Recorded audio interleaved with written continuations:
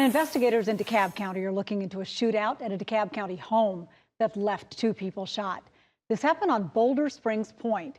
Investigators say Walter Marks shot a man and a woman during an argument.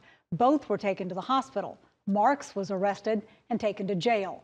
Police later determined the male victim shot back.